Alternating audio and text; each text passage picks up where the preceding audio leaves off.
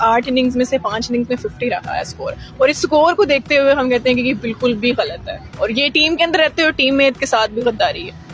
اچھا, جو ہمارے پلیئرز پرفارم کر رہے ہیں اس سے پہلے سیریز آ رہے ہیں, لیکن ایک واحد پلیئر ہے بابر اعظم یا رضوان نظر آ رہے ہیں جو پرفارم لگاتار کر رہے ہیں, انہی کو تنقید کا سامنا کرنا پڑ رہا ہے, حالانکہ باقی جو پلیئرز پرفارم نہیں کر پا رہے ان کو تنقید کا سامنا نہیں کرنا پڑ رہا. اس کے بارے میں کوئی جیلسی کا فیکٹر آ رہا ہو, کیونکہ جس طرح سے میچ انسٹیبل ہوتا ہے اس کو اسٹیبل کرنا, پھر سے وہ اس کو پلیٹ فارم پہ لے کے آنا, یہ سب جیلسی کا فیکٹر بھی تو ہو سکتا ہے. مطلب